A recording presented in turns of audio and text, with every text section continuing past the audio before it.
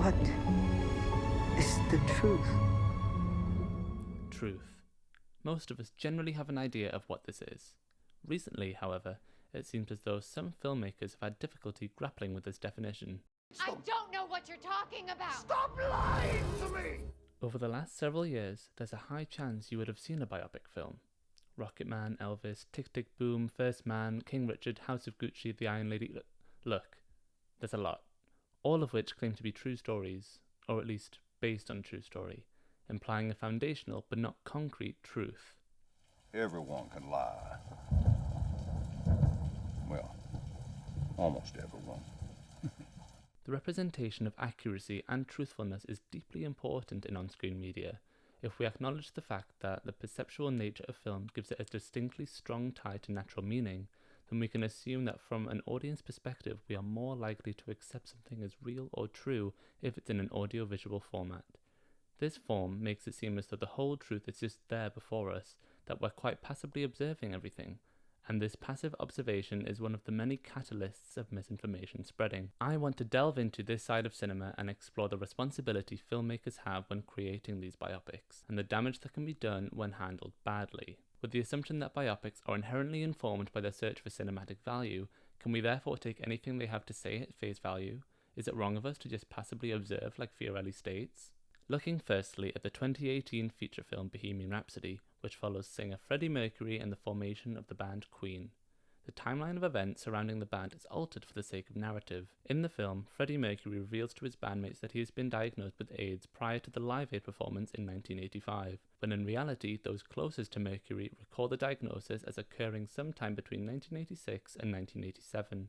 Therefore, this means he would have had no idea during the rehearsals for Live Aid. Critic Mike Ryan stated that Mercury's tragic death from AIDS was a defining moment in the early 90s fight for AIDS awareness. To now retcon his illness into his Live Aid performance seems flippant and cruel.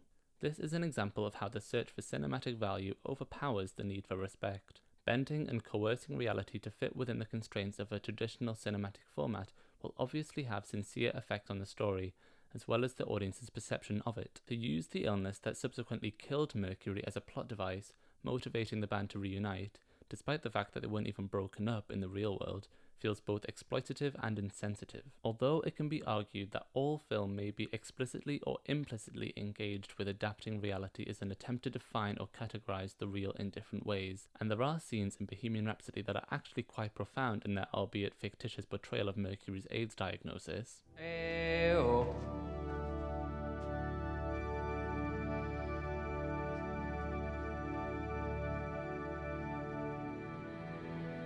Ayo.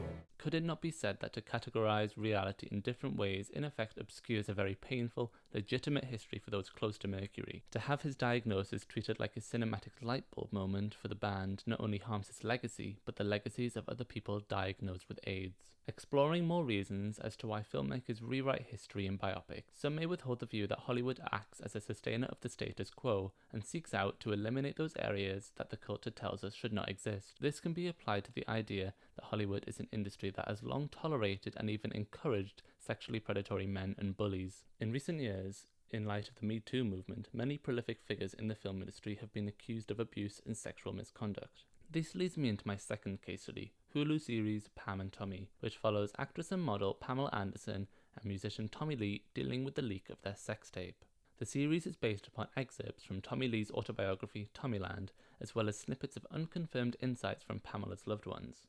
From the get-go, this already creates a lot of bias in favour of Tommy Lee.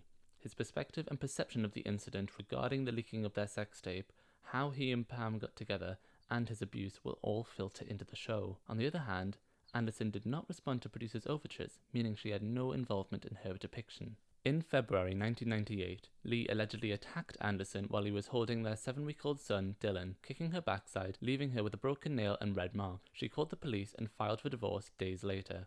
In May of that year, Lee was handcuffed and sent to jail for 6 months for felony spousal abuse. Having the series dominated by the perspective of Tommy actively shields a convicted abuser, erasing the point of view of the victim. Using Custon's theory, the status quo in this scenario is the idea that these abusers are worthy of vindication, and the culture of domestic abusers still being allowed to continue their career and be empathized with. The producers of the show not only had responsibility to respect the story of Pamela, but also victims of domestic abuse worldwide. The afflicted should be the ones controlling the narrative. Although it can be argued that the biopic is by no means a simple recounting of the facts of someone's life, it is an attempt to discover a biographical truth, it is clear that the creators of Pam and Tommy were not overly dedicated to discovering this truth. Sure, they reached out to Pamela, but the show would still go on without her. Once the show is greenlit and the checks are written, God forbid we pay respect to the woman we're about to re-exploit. How can you begin to recount the facts of someone's life without even getting it from the horse's mouth? Linking this to Fiorelli's theory, in which audiences are more likely to take something as gospel if it's in an audiovisual medium, portraying an abuser as someone worthy of empathy may have negative impacts on how society views them, as in, there'll be more apologists for this kind of behaviour. This quote from journalist Susanna Quintana, who is a victim of narcissistic abuse, stated, "I refuse to waste my time looking for deeper goodness within someone who blatantly commits evil and harms others with full knowledge of what they're doing." Quite accurately expresses how unnecessary these kinds of redemption arcs really are. And sure, the producers attempted to highlight how Pamela was exploited throughout her career. However, when you are actively exploiting a woman by telling a story that she clearly stated she didn't want telling, you have no right to point out how bad other people are who exploited her. It's a seemingly endless cycle. He don't know what we're doing, does he? Well, it's better to beg for forgiveness than ask for permission. Lastly, looking into the 2017 film I, Tonya, the biopic that depicts world-famous figure skater Tonya Harding and the series of events that involved fellow figure skater Nancy Kerrigan being attacked. Usually, the narrator is the indispensable voice of meaning and the explainer of the significance of the visual materials, but maybe, in this instance, having an unreliable one is better, as I'll come to explain. Lead actress Margot Robbie stated in an interview with the SAG-AFTRA Foundation that she flew to Oregon to speak with Tonya Harding herself prior to making the film. And then right before we started shooting, I flew to Portland with Craig, our director, and met her, and by that point it didn't alter anything I'd already decided to do with the character at all, because she's very candid. When her interviews, she was exactly the same in real life. I mean, there was nothing really to alter anyway. This, to me, validates some aspects of the creative freedom taken in I, Tonya, particularly the documentary style and the breaking of the fourth wall. Their painstaking dedication to recreating several of Tonya Harding's well-known skating moments shows a care for accuracy. The editor of the film stated that you don't want to make fun of anybody or belittle the topic, thus showing the care and consideration that was held throughout all stages of production. Plus, given the context of the event, wherein a lot of people assume Tonya was the main perpetrator, as opposed to her ex-husband Jeff Gillooly and his best friend Sean hiring 2 henchmen to do the job, having Tonya talk directly to camera can act as a telling off of the audience for the damage they caused her. Tonya is frustrated, angry, and in mourning for the loss of her career. Her own mother, her husband, the classist exploitative ice skating world, and society as a whole demonized her for making the most of having one hand tied behind her back. This can highlight how some creative freedom can improve the storytelling and enhance the points that need to be made. Harding had a say in the telling of her story,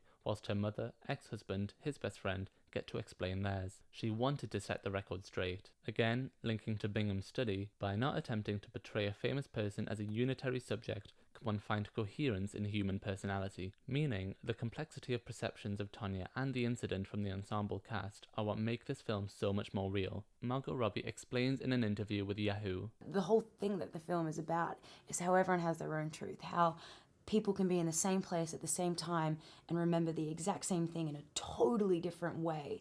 And that's really the reason for Stephen putting so many unreliable narrators on screen contradicting each other, so that you could see.